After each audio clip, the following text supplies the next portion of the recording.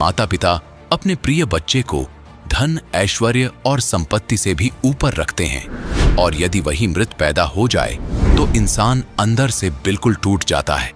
ऐसा ही वक्त आया था राजस्थान के पूरणदास जी पर, जब उनका नवजात बालक मृत पैदा हुआ, लेकिन एक आस और विश्वास ने उन्हें टूटने से बचा लिया।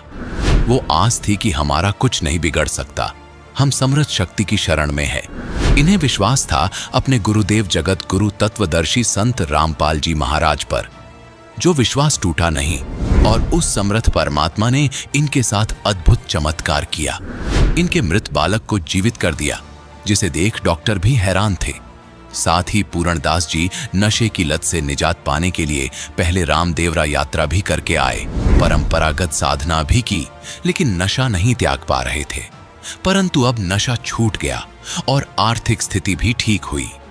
इन अद्भुत लाभ और चमत्कार का पूरा ब्यौरा बयान कर रही है ये कहानी, जो पूरण जी ने सुनाई अपनी जुबानी। सर नमस्कार। नमस्कार सर। सर क्या नाम है आपका?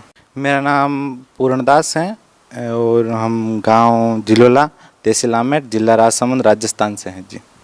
सर क्या काम करते हैं? हम मार्बल फ्लोरिंग का काम करते हैं, मकानों के अंदर फ्लोरिंग बिछाते हैं, उसका ठेका लेते हैं और उसमें काम करते हैं जी। सर संत रामपाल जी महाराज जी से नाम दीक्षा लेने से पहले क्या भक्ति साधना करते थे? हम उनसे पहले राजस्थान में ज़्यादातर देवी देवताओं को मानते हैं, तो हम देवी देवता को मानते थे। और हमारे यहाँ पे एक रामदेव जी का स्थान है जहाँ पे रामदेव जी ने समाधि ली हुई, तो हम वहाँ पैदल यात्रा भी जाते थे। आप रामदेवरा भी जाते थे, रामदेवरा पैदल यात्राएं भी की आप, और अन्य देव देवताओं की भी भक्ति करते थे। तो सर संत रामपाल जी महाराज की शरण में कैसे आए? उसमें सर मैं जो मार्बल का फ्लोरिंग का काम करता था, तो उसमें एक संत रामपाल जी महाराज के वहाँ पे जाने वाला अनुयायी था, तो वो मेरे पास में काम करने के लिए आया था। उसके उन्होंने बोला मेरे को कुछ काम हो तो बताओ, तो मेरे साथ में कुछ हेल्पर की ज़रूरत पड़ती, तो वो हेल्पर की वजह से मैं उस आदमी को लेके आया था और उस आदमी को मैंने साथ में रखा। और उस आदमी को मैं अच्छी तरह जानता था, वो मेरा पड़ोसी था, तो वो भी मेरी तरह पहले नशा करता था और मैं पास में काम कर रहा था, तो मैं बहुत सारा नशा कर रहा था, बीड़ी भी पी रहा था, सिगरेट भी पी रहा था और गुटखा भी खा रहा था। तो उसने मेरे को टोका थोड़ा, अरे यार भाई साहब आप ये क्या खाते हो यार, ये गंदी गंदी चीज़ें। मैं क्यों यार, मैंने सुना है यार तूने छोड़ दिया, कैसे छोड़ दिया यार तूने? तो उसने बताया यार मेरे गुरुजी है, तो उनके वहाँ पे जाने से छूट गया। उन्होंने संत रामपाल जी महाराज से नाम बताया गुरुजी का कि वहाँ पे जाने से छूटता है। तो मैंने बोला यार तो फिर मेरे को भी ये चीज़ें छोड़नी है, तो तुम मुझे भी वहाँ पे ले चल। तो उन्होंने बोला यार वहाँ पे अपन चलेंगे तो आपको ये नियम रखना पड़ेगा और इस नियम से छूट जाएंगे। तो मैंने बोला ठीक है, आप कब जा रहे हो? तो उन्होंने बोला कि मैं अभी 2 दिन बाद में जाऊँ। मैंने बोला यार तू पहले ऐसा कर यार, कुछ गुरुजी का जो भी ज्ञान है थोड़ा मुझे समझा, ताकि मैं समझ के आऊँ तो मुझे थोड़ा कुछ मिले, ऐसा गुरुजी में कुछ दम है। तो उन्होंने बोला कि यार मेरे पास आप पढ़े लिखे हो? मैं हाँ पढ़े लिखे तो हूँ, कि मैं आपको पुस्तक दूंगा। मैंने बोला यार इतनी टाइम नहीं है मेरे पास, तो तू मुझे कोई ऐसी चीज़ बता दे उससे मैं जल्दी प्रभावित हो जाऊँ। तो उसने बोला यार आप कोई सत्संग सुन सकते हो? मैं हाँ ऐसा तो मुझे बहुत रुचि है। तो उन्होंने क्या बताया, एक जो मेरे पास फ़ोन था तो उसमें मेमोरी लगती थी, तो उसके पास मेमोरी थी, उसके पास फ़ोन नहीं था। तो उसने मेरे को मेमोरी काट के उनके अपने गुरुजी की तो फ़ोन में लगाई, मेमोरी लगाती, और फिर मैंने बोला यार इसमें ऐसी कोई चीज़ है वो बता, जल्दी मैं समझ जाऊँ। तो उन्होंने बोला कि इसमें एक वीडियो है वो बताता हूँ मैं बोला ठीक है बताओ। जैसे ही गुरुजी की जो रमेनी होती है एक हमारे, अब वो तो गुरुजी के जाने के बाद में मुझे पता चला, उस रमेनी होती है उसके पीछे एक सत्संग आती है 15-20 मिनट की। तो उसमें जैसे गुरुजी सत्संग करने के लिए सत्संग कर रहे थे और मैंने देखा 2 मिनट देखा, और 2 मिनट देखते देखते गुरुजी ने एक सात संग ब्रह्मांड और असंग ब्रह्मांड और ये जो नक्शा बताया था, वो नक्शा बताते मेरे को पता चल गया कि ये कोई संत है जो वास्तव में कोई चीज़ नक्शे के आधार से बताता है और ज्ञान पुस्तक खोल के बता रहा है। मैंने बोला यार आप कब जा रहे हो? मेरे को इस संत से ज़रूर मिलना है और वहाँ पे मेरे को जाना जरूरी है। फिर मैं वहाँ से आश्रम में गया। आश्रम में जाते मैंने तो देखते ही आश्रम को, सतलोक आश्रम में घुसा मैंने, और वहाँ की जो व्यवस्था देखी मैं तो हक्का बक्का रह गया। और मैंने वहाँ पे जो मेरे साथ में आने वाला था वो बोले कि मैं आपको नियम बता देता हूँ। मैं क्यों, मेरे को नियम समझने की ज़रूरत नहीं है, तू पहले मेरे को नाम दान दिला दे। जिससे मैं गया वहाँ पे और मैंने नाम दान ले लिया और मेरे भगतमती ने भी नाम दान ले लिया। फिर हम संत रामपाल जी महाराज के दर्शन किए और संत रामपाल जी महाराज ने जैसे ही हमारे को आशीर्वाद दिया और हमारे शरीर में ये ऐसा लग रहा था, पहले तो हम शरीर में जैसे वजन लेके घूमते थे, इतना शरीर भारी भारी रहता था। जैसे ही परमात्मा ने हमारे ऊपर आशीर्वाद दिया और हमारा हजारों क्विंटल शरीर का वजन हल्का हो गया और एकदम हम स्वस्थ हो गए थे। संत रामपाल जी महाराज से नाम दीक्षा लेने के बाद आपको क्या लाभ मिले? सर जी, अब मेरी स्थिति वो है कि मैं आपको बयान नहीं कर सकता, लेकिन मैं जो मेन पॉइंट है वो आपको ज़रूर बताऊंगा। मेरे को 3 या 4 महीने निकले थे और धीरे धीरे परमात्मा ने वो रजा मचाई जो मैं सोच ही नहीं सकता था मेरे सपने में। जब मेरे पास एक बिस्तर की व्यवस्था नहीं थी तो परमात्मा ने मेरे 20,000 का पलंग लाके मेरे घर में धर दिया, ठीक है। और उसके बाद में परमात्मा ने 20,000 का पलंग धर दिया था और गाड़ियाँ, मेरे पास एक फूटी टूटी गाड़ी थी और परमात्मा ने नई गाड़ी पेश कर दी मेरे सामने के, ले बच्चे ये चला। फिर बाद में वो गाड़ी भी थोड़ी खराब निकली तो फिर परमात्मा ने दूसरी गाड़ी बेच दी। मैं इस स्थिति में था कि मेरे को कोई 5 रुपए देने वाला नहीं था और आज परमात्मा की रजा से, बंदी छोड़ सतगुरु रामपाल जी महाराज की रजा से मेरा एक काम कोई 10 मिनट में अटकता होता है और बंदी छोड़ सतगुरु रामपाल जी महाराज को मैं याद करता हूँ, पूर्ण परमात्मा यही है। तो ये 10 मिनट में मेरा काम सवार देते। चाहे 50,000 रुपये का काम अटका होता है, मैं काम छोटा मोटा ही करता हूँ, कोई मैं बड़ा काम नहीं करता हूँ। मार्बल का काम करता हूँ, उसमें ठेका लेता हूँ तो मेरे को 500-700 रुपये देड़ी मिलती है दिन की। और परमात्मा मेरे को ऐसी रजा बख्शते है, कभी मेरे को ऐसे मैंने स्टेप दे के जो मेरे को किसी दिन 10,000 रुपये की या 20,000 रुपये की ज़रूरत पड़ी है और किसी का फ़ोन आया कि अभी आपको 1 घंटे में 20,000 रुपये की व्यवस्था करनी पड़ेगी, तो मैं परमात्मा को याद करता था, बंदी छोड़ सतगुरु रामपाल जी महाराज को याद करता था। और जब मैं घर से, मैं कुछ ही दूर होता था, मेरे घर से 5 किलोमीटर या 10 किलोमीटर, उस रास्ते से मैं घर पहुंचता तब तक मेरे आगे व्यवस्था हो जाती थी 20,000 रुपये की, चाहे 30,000 रुपये की, चाहे 50,000 रुपये की। मैं उसी टाइम परमात्मा बंदी छोड़ सतगुरु रामपाल जी महाराज को याद करता था। मैं क्यों, आप इस धरती में आए हो हमारे लिए, हमारे नीचों के लिए घूम रहे हो और यहाँ पे आपको कोई पहचान नहीं पा रहा है परमात्मा।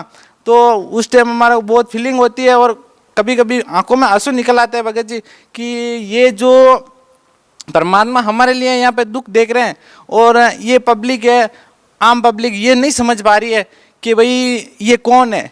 जब मैं आश्रम गया था उससे 6 महीने पहले मेरे मिसेज के पेट में एक बच्चा था, तो डिलीवरी थी, तो हम उस डिलीवरी को लेके परमात्मा की शरण में गए तो सब कुछ अच्छा ही था।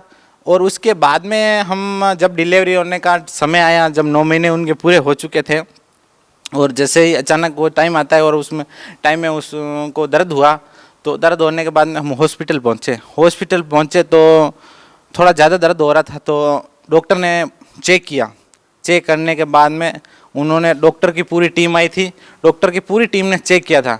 चेक करने के बाद में वो जहाँ पे हॉस्पिटल था तो वो छोटा था, हमारे तहसील वाइज का हॉस्पिटल था तो वो छोटा था, तो वहाँ पे डिलीवरी का सही डिलीवरी नहीं होने के कारण वो बोल रहे थे कि आप आगे एक बड़ा ज़िला है उदयपुर, तो उस उदयपुर लेके पहुँचो और इस बच्चे जो इसके पेट के अंदर जो बच्चा है वो खारिज हो चुका है।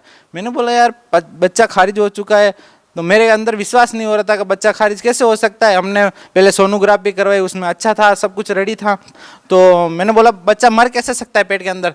फिर मैंने सोचा यार क्या करें, तो उन्होंने बोला कि भाई यहाँ से तुम उदयपुर लेके भगो या फिर कहीं और हॉस्पिटल में लेके जाओ, हमारे बस का काम नहीं है, हम यहाँ इनको इस डिलीवरी को हैंडल नहीं करेंगे। मैंने बोला ठीक है, आप हैंडल नहीं करते हो। तो हमने उनकी बात नहीं मानी और हम घर चले गए। और घर जाने के बाद में हमारे घर वालों ने बोला कि क्या हुआ, मैं क्यों अभी उन्होंने कुछ हाँ नहीं बोला, कल आना, तो हम कल जाएंगे। तो फिर हम इस बात को घर वालों को नहीं बताया ऐसी ऐसी कंडीशन, और हमारे जो भगतमती थी हम दोनों जान रहे थे इस बात की प्रॉब्लम है। तो संत रामपाल जी महाराज से प्रार्थना लगाई थी कि गुरुजी हम इनका ऑपरेशन करवाएं या ये डिलीवरी ऐसे ही रखें। तो गुरुजी ने बोला कि आपको ऑपरेशन नहीं करवाना है और बच्चा हो जाएगा। तो बंदी छोड़ सतगुरु रामपाल जी महाराज की जिस बात पे हमने विश्वास करके, हम तो दृढ़ हो गए थे कि अपने गुरुजी ने बोल दिया वही सही है, तो हम तो वहीं रुक गए। और फिर बाद में हमारी भगतमती को वापस एक दिन निकल गया, पूरी रात निकल गई, फिर वापस दूसरे दिन की 3 बज गई थी। 3 बजे के बाद में वापस अचानक उनका दर्द बढ़ा, तो इतना ज़बरदस्त बढ़ा तो वो पूरे घर में लौटने लगे। तो हमने सोचा यार क्या करें, फिर हमने चला वापस उसी हॉस्पिटल में चलते हैं। उसी दोबारा वापस उस हॉस्पिटल में गए तो उस डॉक्टर ने तो देखते ही कह दिया भाई हमने कल ही मना किया था और कल ही बच्चा अंदर खारिज हो चुका है, मर चुका है, और ये लेडीज जिंदा कैसे, वो तो जेड चढ़ जाना चाहिए और ये भी मर जानी चाहिए। तो हमने सोचा अभी जो बता रहे बाद में कितनी सच्चाई है, हमने उनको सोच रहे थे कि इनमें कितनी सच्चाई है या कितना सही है, ये तो बच्चा या डिलीवरी होने के बाद नहीं पता चलेगा। तो डॉक्टर ने हाथ खड़े कर दिया और डॉक्टर तो पास में ही नहीं आता है, बस उतनी दूर से दूर रहता है कि मैं इस केस को हैंडल नहीं करूँगा। लेकिन मेरे साथ में जो हमारे गांव की नर्स थी वो आई थी, तो उन्होंने बोला कि आप मान नहीं रहे हो, इनको अपन उदयपुर लेके चले जाए। उसमें मेरे प्रॉब्लम क्या हो रही थी, मेरे पास पैसे भी नहीं थे उस टाइम। मैं पैसे से बहुत उस टाइम मेरे पास पैसे नहीं थे, और पैसे भी होते तो मैं शायद ले चाहता, लेकिन पैसे नहीं थे। तो मैंने बोला आप जो भी करना है आप कर लो। उनकी मना करने के बाद में 3 घंटा में 3 बजे से 6 बजे तक उसी हॉस्पिटल में रहा और ज़बरदस्ती हमने वार्ड में घुसा दिया। और जो सिस्टर थी उसको मैंने बोला आप कैसे भी करके इस डिलीवरी को यही फाइनल कर दो, जो होना होगा जो होगा, और हमारे को जो मिलना होगा वो यही मिल जाएगा, हम आगे पीछे नहीं जाएंगे, जो मर गया और जो होना सो हो जाएगा। तो फिर भी वो डॉक्टर डर रहे थे और 6 बजे की छुट्टी के टाइम पे वो सारे डॉक्टर अपने छुट्टी के हिसाब से घर चले जा रहे थे। और जैसे ही 7:30 बजी और 6:30 बजी थी, माली की दया से, बंदी छोड़ सतगुरु रामपाल जी महाराज की दया से वो बच्चा ऑटोमेटिकली गर्भ से आधा बार आ गया। आधा बार आते ही जब पूरे हॉस्पिटल में हंगामा फैल गया कि भाई उस लेडीज़ के जो बोल रहे थे वो ऑपरेशन करना था, वो तो ऑपरेशन की वजह ही वो बच्चा ऑटोमेटिक बाहर आ गया, तो उसको जो भी हो जो ट्रीटमेंट कर दो फटाफट, और आगे की कोई कार्रवाई है तो आगे भेजो। उस टाइम क्या डॉक्टरों की बहुत चेकिंग चल रही थी, तो डॉक्टर बहुत घबरा गया था, उसके पसीने छूट गए थे कि भाई उस टाइम डॉक्टर अगर कोई भी गलती करते तो उसको डायरेक्ट सजा होती थी। तो उस टाइम वो डॉक्टर डर गया था और मेरे को बोला हमें तेरा हाथ जोड़ता हूँ और तू कुछ ऐसी बात मत करना, मेरे यहाँ पे डिलीवरी आने से ऐसे हो गया, नहीं ये तो आराम से होगी। मैंने बोला जो भी हो आपका जो ट्रीटमेंट है वो कर लो, मैं कुछ नहीं कहूँगा। तो डॉक्टर जैसे ही बच्चे को जाके बाहर खींचा, मेरे को पहले बोला था कि भाई यहाँ पे कुछ भी अगर गलत हो जाता है या इस लेडीज़ के कुछ होता है तो आप एक कागज़ पे साइन कर दो। मैं हाँ मैं साइन करने के लिए तैयार हूँ, लेकिन उन्होंने फिर साइन नहीं करवाया। वो कागज़ वापस पता नहीं भूल गया या कुछ हो गया, तो वो साइन वो कागज़ वापस लेके चला गया और भूल गया था। तो वो बच्चा बाहर आया डिलीवरी के होने के बाद आधा, और डॉक्टर ने उसको पूरी डिलीवरी करी और बच्चे को देखा तो बच्चा मृत्यु तो थी, पहले उनको पता थी डॉक्टर को, और वैसे उसको मरा हुआ घोषित कर दिया। तो मरा हुआ घोषित करने के बाद में उसको जो भी वो खून में भरा हुआ था भी उसको कपड़े में लिपेट के कूड़े के पास जाके रख दिया। भाई यहाँ पे इसको दफनाना चाहोगे या घर पे ले जाओगे? हमने बोला पहले तुम हमारे इस लेडीज़ का ट्रीटमेंट कर दो, फिर बाद में हम जहाँ ले जाना चाहेंगे वहाँ ले जाएंगे। तो उन्होंने फिर बोला कि ठीक है। जब बच्चे को उस कूड़े के पास में रख दिया और मेरे भगतमती जी को ट्रीटमेंट कर रहे थे, तो भगतमती जी को जब बच्चे को बाहर खींचने की कोशिश कर रहे थे वो जो डॉक्टर, उस टाइम बंदी छोड़ सतगुरु रामपाल जी महाराज उस डॉक्टर के रूप में मेरे भगतमती जी के पास पहुंच गए थे, और उसी चेहरे में परमात्मा ने उनको दर्शन दिए उस डॉक्टर के रूप में। भाई बेटी मैं आ चुका हूँ, तू घबरा मत। मेरी भगतमती बहुत घबरा चुकी थी और बोला कि भाई मैं यहाँ पे आ चुका हूँ और तुम घबराने की ज़रूरत नहीं है, मैं आज आ चुका हूँ और तेरा ट्रीटमेंट मैं करूँगा। तो उसको विश्वास हो गया था भगतमती जी को, और बच्चे को वहाँ पे रख दिया। और आधा घंटा बीत चुका था और मैंने सोचा बाहर नहीं आया, तो फिर मैं भी गया अंदर। तो बच्चे को वहाँ पे ऐसे प्लेट के रखा था, मैंने को पता लग गया कि बच्चा खारिज हो चुका है। मेरे भाभी थे तो उनकी आंखों में आंसू आ रहे थे, और जो वो साथ में सिस्टर थी उनके भी आंसू आ रहे थे, और मेरे को पता चल चुका था कि बच्चा खारिज हो गया। मैंने सोचा भगतमती की तरफ देखा तो वो थोड़ी अच्छी थी। मैंने उनको बोला क्या हाल चाल है आपके? तो ठीक है। और गुरुजी आए तो मैंने बोला अच्छा। मेरे मन में गदगदी हो गई थी, मालिक आए थे, चलो जो हुआ सो अच्छा हुआ। फिर बच्चे की तरफ देखा तो वो भी कुछ नहीं बोली भगतमती, और मैं भी कुछ नहीं बोला। फिर मैं जैसे बाहर आ गया था और मैं सुमिरन कर रहा था, पहला नाम मिला हुआ था मेरे को, तो मैं सुमिरन कर रहा था और मेरे को एहसास हुआ कि अपना बच्चा मर चुका है। लेकिन गुरुजी बताते हैं कि जो मेरा भगत दृढ़ होता है और दृढ़ विश्वास करता है, मैं उसकी मरे हुए की आयु बढ़ा देता हूँ और 100 साल की उम्र कर देता हूँ। तो मैंने सोचा अपन तो इतने दृढ़ है अपने परमात्मा की, अल्लाह अपन किसी की बात ही नहीं सोचते, चाहे कुछ भी दुनिया कुछ भी कहो तो हम कुछ नहीं सोचते। तो ये कैसे, मैंने सोचा कुछ ना कुछ अपना कर्म होगा या अपना कोई अगला जन्म का कोई ऐसे कर्म होगा, तो ये बच्चा चला गया, इतना इसका इतना ही जन्म होगा। सर मैं आपको क्या बताऊं कि वो बच्चा जो कूड़े के पास में पड़ा था, उसको रख रखा था कि भाई उसको यहाँ पे दफनाओ या घर पे ले जाओ, तो वो कूड़े के पास में से अचानक रोने की आवाज़ आई। अचानक रोने की आवाज़ आई तो वो हॉस्पिटल के पूरे जितने भी गार्ड थे और जो भी डॉक्टर थे वो एकदम इकट्ठा हो गए कि ये अचानक ऐसा कैसे हो गया भाई, ये बच्चा जिंदा कैसे हो गया। और बताओ मैं आपने क्या कि बच्चा भी हुआ था 900 ग्राम का बच्चा हुआ था, यानी कि बच्चा होता है 3 किलो का, 2.5 किलो का बच्चा होता है। ये सबको पता होता है, लेडीज़ को भी पता होता है, डॉक्टर को भी पता होता है, अपने सबके बच्चे होते तो उनको पता होता है कितने किलो का बच्चा होता है, कम से कम 2 किलो का तो होता ही होता है। और वो 900 ग्राम का बच्चा था। 900 ग्राम का बच्चा उस कपड़े में भी नहीं दिख रहा था, हमने देखा था, उसका सिर भी इतना सा और पाँव भी इतने इतने थे। और वो बच्चा रोने लगा और डॉक्टर ने बोला चलो बच्चा तो ये जिंदा है, इसको आप एसी में भर्ती करो या फिर इनको, यहाँ पे तो कोई एसी है नहीं, आप यहाँ से इनको लेके भगो और इस लेडीज़ को भी आप वहीं पे ट्रीटमेंट कराना, ये दोनों वहीं से बच जाएंगे। यहाँ पे ये बच गए तो ये बच्चा जिंदा हो गया तो आपके बहुत लकी हो। और पता नहीं आपके किस वजह से ये बच्चा ऐसे रो रहा है, हमारे को तो समझ में ही नहीं आ रहा। उस टाइम हमारे को लगा कि बंदी छोड़ सतगुरु रामपाल जी महाराज ने इतनी बड़ी दया कर दी है, अब हम तो कहीं नहीं जाएंगे। हम तो उसी टाइम मान लेके वहाँ पे प्रणाम किया और मन में शुक्रगुजार किया, परमात्मा आप पूर्ण परमात्मा हो और आप ही सृष्टि को चला रहे हो। बंदी छोड़ सतगुरु रामपाल जी महाराज से यही प्रार्थना करना चाहता हूँ कि अभी उनके, मैं आपको कुछ बता नहीं सकता कि उनके बिना हम नहीं रह पा रहे। आपके दर्शन किए हुए बहुत दिन हो गए, कैसे रह सकते हैं आपके बच्चे ऐसे। आप बहुत जल्दी आ जाओ, हम आपकी तड़प में इंतजार कर रहे हैं आपका। वो हमारे भगवान है और उनके बिना हम नहीं रह पाएंगे।